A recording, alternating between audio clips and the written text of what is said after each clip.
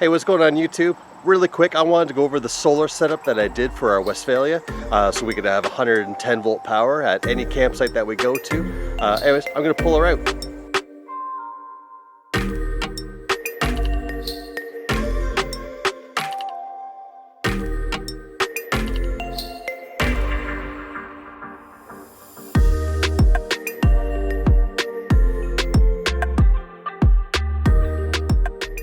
So before you get going, there's a couple things you really need to make sure of before you even start the project. You've got to make sure that your fiberglass is in really good shape to do it the way I did it. So it can't have a bunch of corrosion, a bunch of cracks and such like that. Also, you want to be sure that you polish it as much as you can. I used a Marine Restore and Wax by 3M. It took off a lot of the oxidization that was up on the roof, also took away a lot of the bird crap stains, and so on and so forth. It actually turned out really well. The white starts to pop. It just looked really good.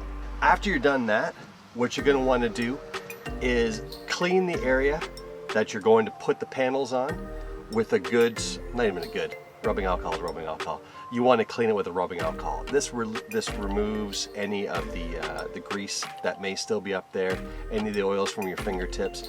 Wear rubber gloves to get as good of a contact as you possibly can. And the last thing that I used to make sure that the panels were stuck properly up on the roof was industrial Velcro.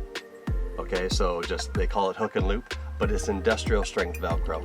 This stuff, the adhesive on it is wicked strong. So this is the 1-inch box that I have, but I got 1 inch and I got 2-inch to do the install. 2-inch for some of the leading edges, and then 1 inch for more of the middle parts, so that it had a really good stick. And I'll show you up on the roof. So the panels that I ordered, I'm going to link them down below, but I just got them off of Amazon. Anyways, they're 2 100-watt solar panels. I got the flexible one so that they could follow the curve of the roof. But when the panels came, they had the 2 leads that were on the one end of the solar panel, and I didn't want those just to be on one side. I wanted it to be have a little bit more of an even look. So I ran the panels front to back, essentially lengthwise front to back. I just thought it looked a little bit better, and then I just put 4 small holes, the exact size that the wires would fit through the fiberglass top. That way it gives it a nice clean look up top, which I'd liked a heck of a lot better. I then ran the wires underneath the fiberglass and then tucked them all up inside. Just so if you were lying here, if you were lying in bed, this would be down where your feet are. So this is just on the other side of the cloth right here. So I ran those all up underneath and then drilled a small hole in the body and ran the positive and the negative lead down through there and into the compartment of the bus. Nah, that's not going to come out. So they come down through the body. I then just ran them up along the top of the cabinet, down through the inner cabinet right here. I'll show you inside here. So I don't have the wires strapped down yet, but the wires come along down through here, make their way into this cabinet. It then runs up and behind the cabinets into the solar controller. Again, this came with the set that I bought from Amazon. You need to have a solar controller. This is what controls the amount of power coming from the solar panels into the battery. Without this, you start to get uneven charging and you end up frying batteries, or you end up blowing fuses. You can also run the risk of a fire. So they need to come with the solar controller. Again, links in the description. These 2 leads, the other 2, are the ones that lead out to the battery.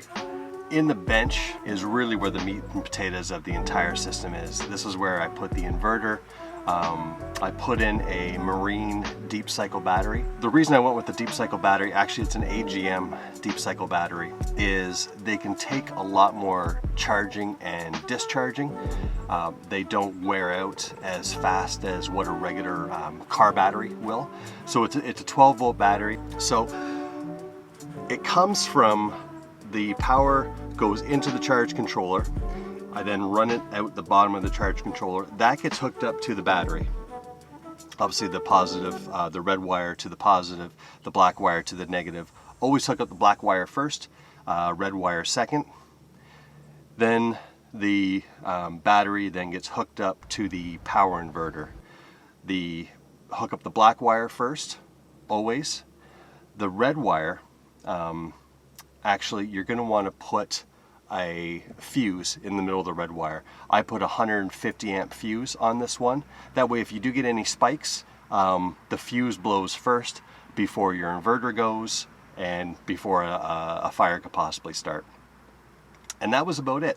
I put on a 1500 watt inverter, a couple plugs on it, again a couple other USB ports. I got this one from Canadian Tire. So it's going to give us 110 volt power. That's about it.